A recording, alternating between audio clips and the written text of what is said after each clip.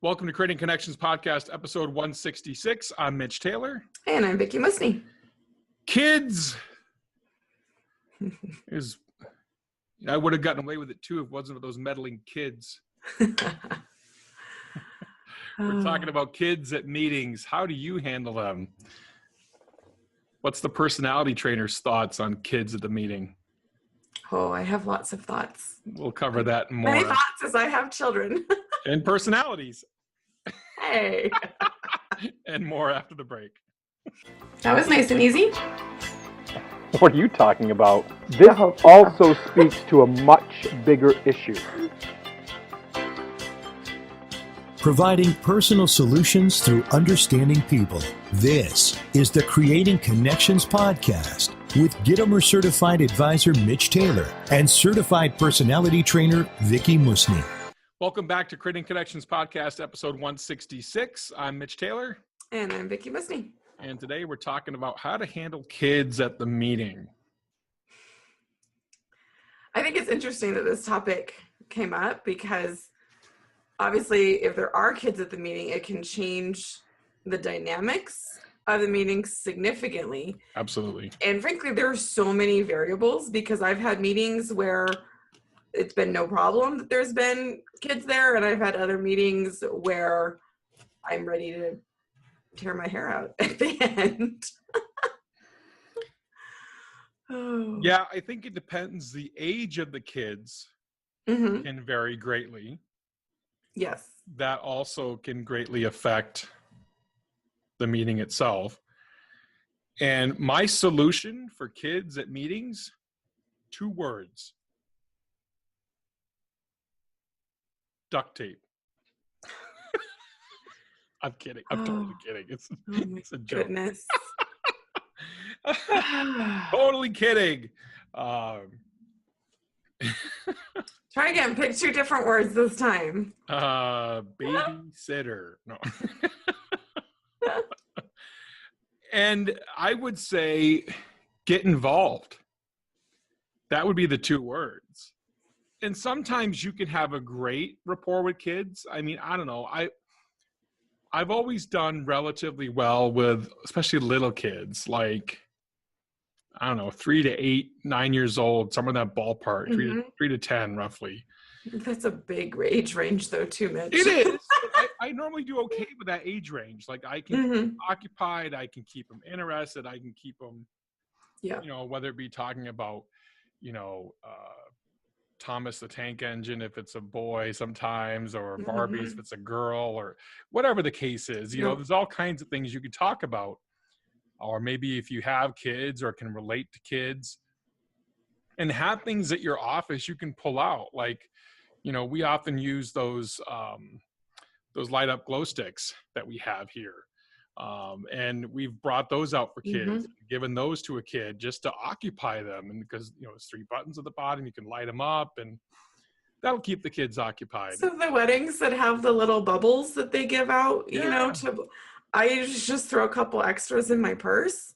So if I do end up, because unlike you, I don't have an office where we meet clients. Sure. I'm always meeting them somewhere else.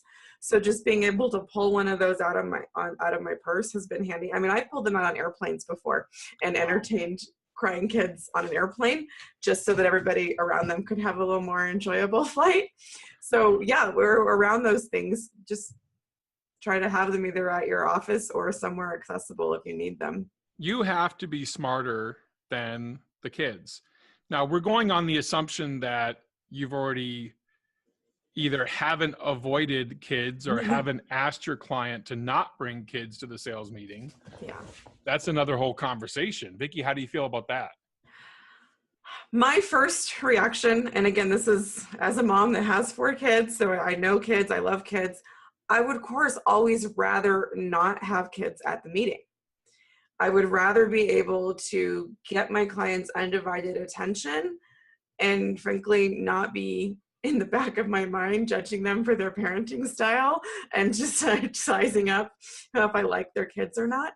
But the flip side of that is if they have kids and I'm considering working with this client, I'm not going to be able to make their kids just disappear on the wedding day.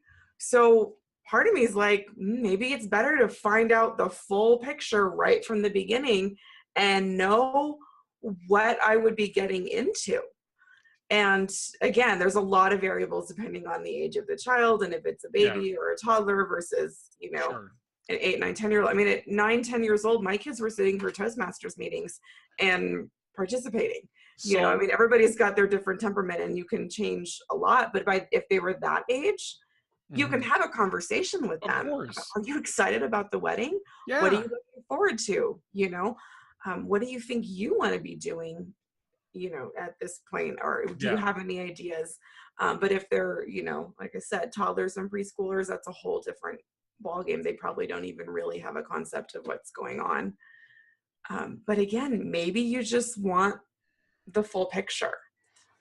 So last week we flipped it and talked about from the consumer standpoint on reviews, right? So let's flip it here. What about the consumer standpoint?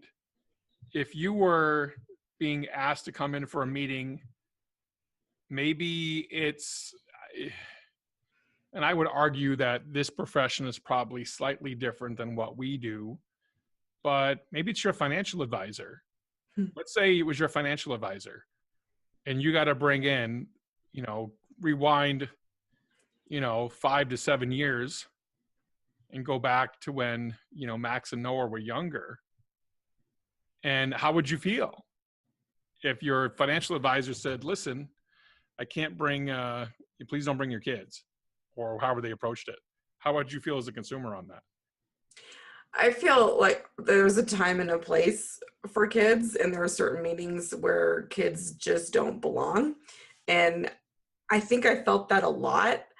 And maybe I'm in the minority, but there were definitely places that I did not bring my younger kids. And for example, having 2 sets of kids, Right. When I had elementary school age kids and they had a music performance or their first middle school concert, I was the mom that got a babysitter for my 1 and 2-year-old because I didn't think it was respectful to everybody else in the audience. And I'd be frustrated, frankly, when I get there and somebody else is crying 2-year-old or wanted to stand up on the chair so they could see and was blocking, all of the other parents. I was the mom that erred on the side of getting the sitter when I felt like it was appropriate. I put myself in babysitting co-ops, so I wasn't always having to pay for a sitter. It was like, hey, you watch my kids for this event, I'll watch yours when you have XYZ. And I found ways, because I don't know, maybe it's my parenting style or my ability to compartmentalize or just be realistic about what my kids could handle. And I don't like putting my kids in situations where I know they're going to be bored, uncomfortable, having trouble behaving well. And it was just easy for me to say, yep, this isn't a good idea. I'm going to find someone to come sit with them or take them to a friend's house or arrange, a play date swap or something. But that was me. And I have a lot of friends that are the other way around and they're like, nope, where I go, my kids go. So basically approaching this from the consumer side, you're seeing both sides of the coin, if you will. Well, I guess maybe that's me being a personality trainer, Mitch, is that I know there is not one easy answer because nobody parents the exact same way. No. And even in families, my husband and I don't always parent the same way. And you probably have that situation too. Yeah. Yep. Knowing that you have opposite personalities. And I've interacted with your family some, but I guess I look at it, it's taking a big step back and saying, first of all, you've got to do that research that we talk about. You have to know the clients, asking some really good questions, and hopefully not being blindsided when they show up with kids. Yes. Hopefully you've said something like, are there any other decision makers that are going to be coming with you? Or is anybody else coming with you to the meeting? Is a nice general way to say it. Yes. I'll often ask that because I want the decision makers, but that's sometimes when I find out if there are children coming. And they're, oh yeah, I'll be my 3-year-old will be with me. And I'm like, okay, good. Mental note. I need to be prepared for this. Yeah. Anytime you can do that search phase in advance and find that information out in advance versus being surprised, it's going to help you. Yeah. That being said, you still need to be prepared for that surprise. Oh, I brought my kid along. Yeah. I've had it the case too, where before they've said, oh yeah, we're going to drop the kid off at my parents and then they show up with the kid, you know, and we've had that happen. So I think if you know there are kids involved in advance, or even if you don't, you need to be prepared with a plan of how you're going to entertain. And then you need to be able to have that plan for different age groups. Yeah. A 3-year-old is going to act differently than a 7-year-old is going to act differently than a 12-year-old. Well, and I don't mean to sound super hardcore, but if you really don't like kids and you really don't want to work with kids and you don't want kids at your event, then this is something you need to find out before the sales meeting, because maybe that client is not a good fit for you. Yes. And this was not a wedding situation, but I don't know, we were at some silent auction event and we ended up winning a family portrait as a prize. And my kids were between 2 and 8 at the time. And again, it wasn't a photographer that I had sought after and tried to vet. It was just, I won it, so I scheduled it. And it turned out when we got there, this guy did not like kids. He did not like kids. He did not know how to speak to kids. Then why are you offering family portraits? I was shocked. I mean, my kids, you know, they could all talk at that time. And he would say, my daughter was, 7, and he would say things to me like, tell her to scoot over a little bit. And I'd be like, her name's Annie. You can tell her to scoot over. Like, she is a person. If you can't treat a child like a person, then you have no business working with children. And okay. I'm going to play devil's advocate on that. It's just a little bit. This man doesn't know you, or woman. I don't know who it was. It was a man. This man doesn't know you. Some cultures and some adults don't want other adults telling their kids what to do. Granted, in that situation, I would say it's probably fine to do that. But with today's society and the way things are today, to more err on the side of caution, I'm probably okay with. I don't know. I mean, I get where you're coming from. Oh, it makes me crazy. But I can play this is personal pet peeve, but it makes me crazy when people talk to me instead of to my children when my children are right there. I get it. But I can't. You know what I'm saying though, I can't handle that. Do you see what I'm saying though? I mean, Yeah, but his whole demeanor, he didn't try once to learn anybody's names, even when we introduced them. That's not cool. And he couldn't, I mean, there was just this complete disconnect. I can look back and say, okay, I realized he didn't like kids. I knew I would never choose to do business with him. And I think that's the reason people donate stuff, is they're trying to get future clients. Yes. And I could just tell you, he was not a good fit for our family. And that's fine. I mean, maybe he could do it now that the kids are older, but he didn't know how to work. Have those photos? I don't know. I only have the one. I did not buy anything. I took the one free one because I didn't like any of them. Nobody was happy because he had zero rapport with the kids. There was not one photo where people looked happy and relaxed. So what does this tell you?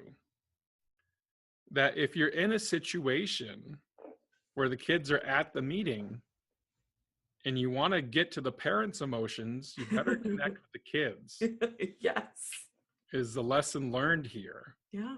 If you connect with the kid, if you give them something, like we're giving out, those the glow wands, bracelets, if you will, the glow sticks. Mm-hmm.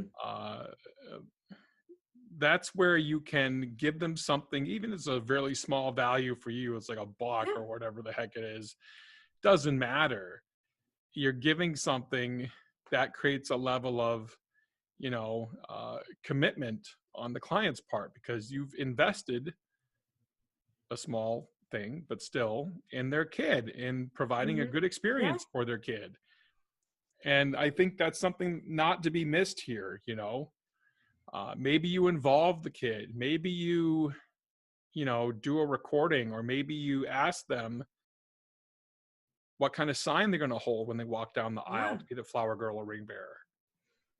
I guess I'm just saying, yes, part of me, the business owner, the sales part of me, would love to just focus on the adults and be able to have their undivided attention. But if the kids are a part of everything, And if there are kids in the family, the chances are really good that's going to be a big part. They're going to be a big part of the day too. It's not all bad to find that out at the beginning of the process and really know what you're getting into and have an opportunity to connect at different levels with the clients. And if you follow these tips, then you at the end of your meeting won't have to say, and I would have gotten the sale too if it hadn't have been for those meddling kids. No, the kids are part of the clients. If they're kids Absolutely. in the family, they're part of you never have just one client when Nope. you're pitching a wedding.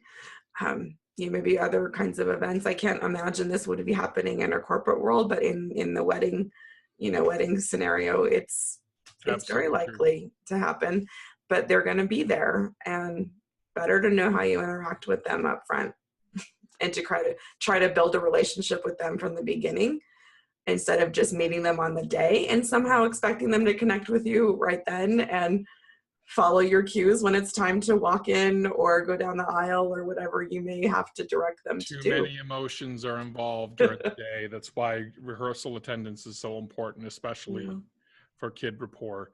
That's it for Creating Connections Podcast, episode 166. I'm Mitch. And I'm Vicki.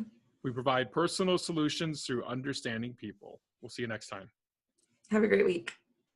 Thank you for listening to the Creating Connections Podcast with Gittimer Certified Advisor Mitch Taylor and Certified Personality Trainer Vicki Musni.